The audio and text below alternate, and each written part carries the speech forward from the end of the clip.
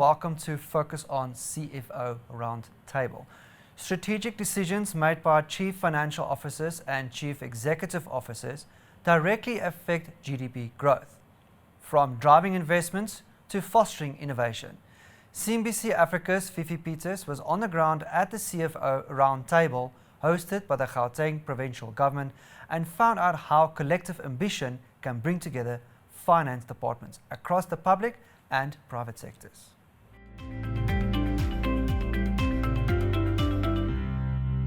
Last year when I attended a international conference for accountants and CFOs, and in that conference all the delegates and all the presenters, it was an accounting conference, but the only thing everybody could talk about was GDP and how the accounting sector can contribute to GDP. From the ministerial representatives to big corporates to individual accounting firms. And I was just amazed by the energy I experienced in India. And when we had this discussion with the MEC, the ideas just married, and then it ended up in what we had today here, a CFO roundtable. And it's about focusing our attention as CFOs behind a national goal. And an easy national goal to understand is GDP. And then from a finance perspective, how can we, through better controls, better strategic insights and advice, better systems, fight corruption and have policies that's pro-growth.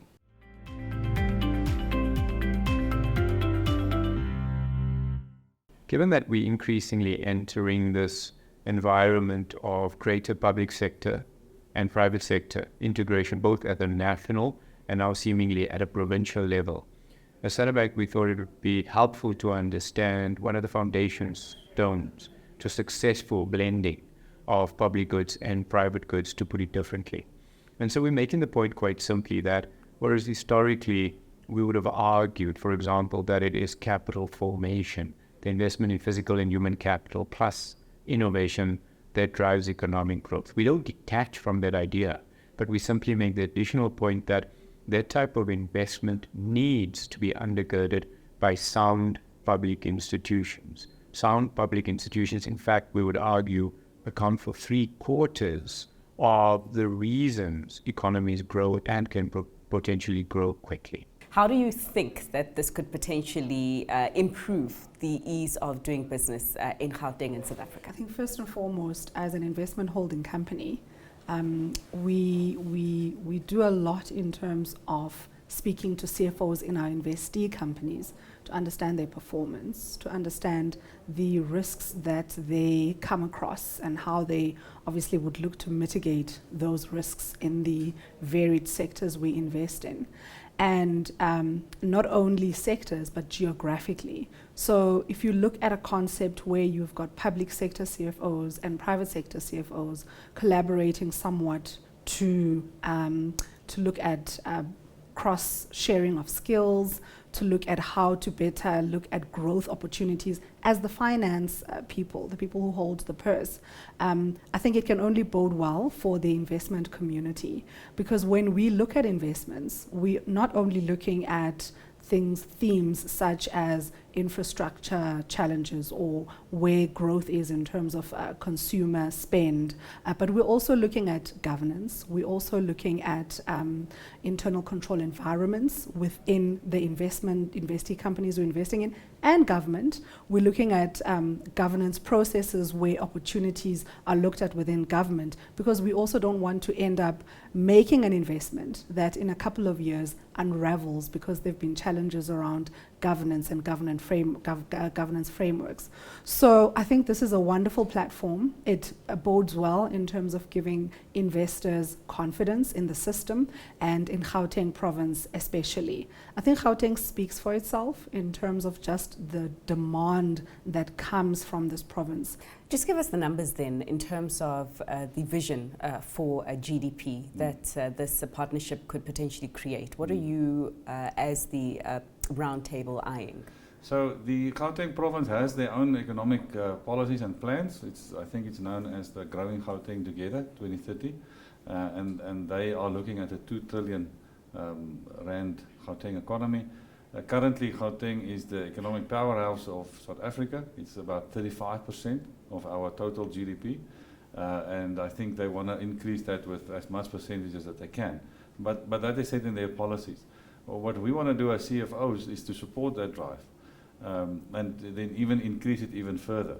And the way we want to do that is through collaboration, sharing of expertise and knowledge, and removing barriers. Because the problem is that it's very expensive. The cost of doing business is high. There's a cost of living crisis. So the way you can bypass that or soften the blow is bringing the private and public sector closer to each other, so that there's less friction. And then better alignment on investment. And then present a combined picture to foreign direct investment, big investment houses and pension funds.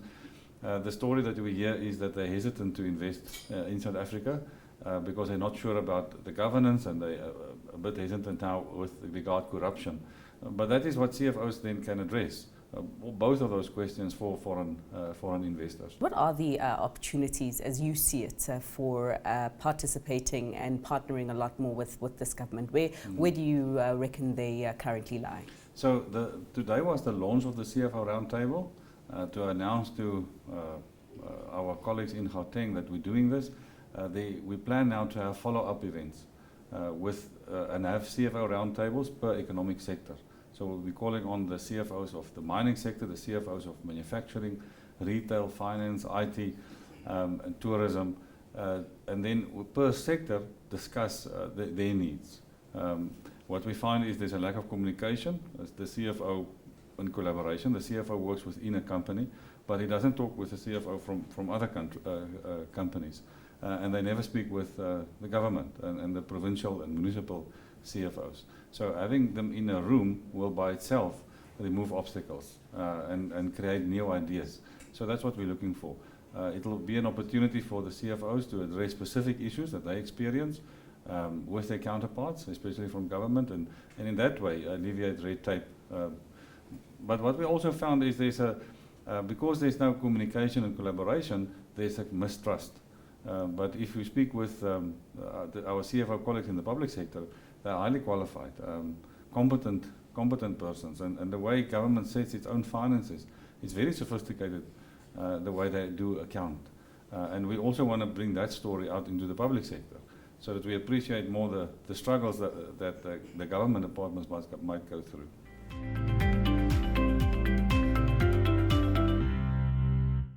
So at a national and quite possibly at a provincial level, there are various surveys that look at this broad concept of governance or the rule of law in South Africa. And they highlight, for example, there are fissures, pinch points, with respect to, for example, elevated levels of graft, both absolutely and relatively, high levels of bureaucracy or red tape. Seemingly at times there's very little restraint or insufficient restraint on executive power, and also doubts about the legitimacy and strength of property rights. So these are areas which impinge on South Africa's rule of law, the belief of rule of law. Various surveys also would signal that, at least over the last decade, South Africa has seen slippage in its broad rule of law concept. And this then is unsurprising that similarly, national and provincial economic growth has slipped over the last decade, from averaging, say, 3 to 4% 10 years ago to a steady state 1% now.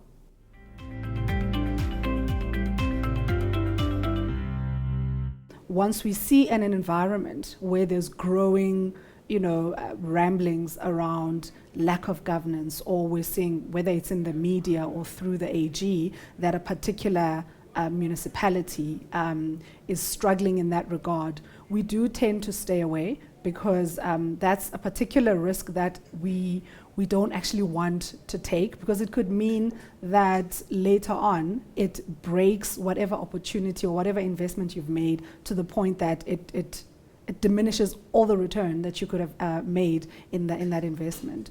So it's one of those risks that we tend to just completely stay away from, because we can't mitigate lack of governance. It could have significant ripple effects.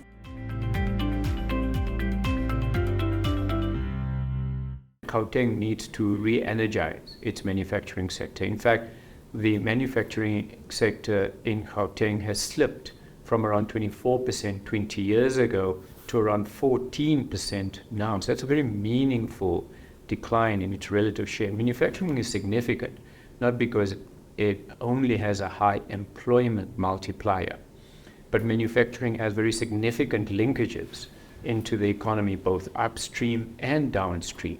So that's one area of economic opportunity. Another area we note is, for example, the retail sector.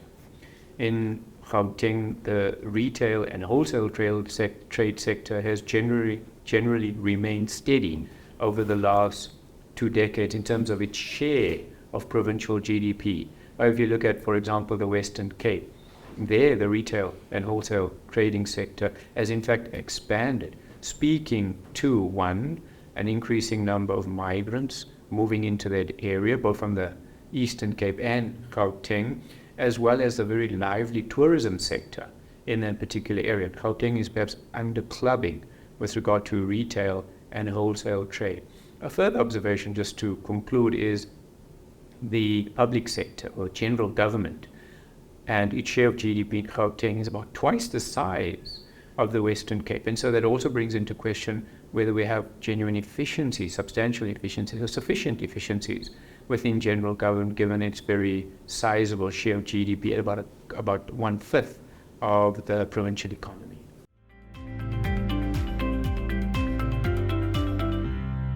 For the near future, one would argue that Gauteng, like the other major provinces, will probably cling to 1% annual GDP growth unless it breaks out of that shell as a function of better governance at the national, provincial, and local level that removes or reduces uncertainty, improves government efficiency, and serves as a magnet for investment by the private sector. And it is that reciprocity of better governance and participation by the private sector that is, in my view, or should be the heart of what government and the private sector is attempting to achieve at the CFO Roundtable. And that was Fifi Peters reporting from the CFO Roundtable event. Until next time, goodbye.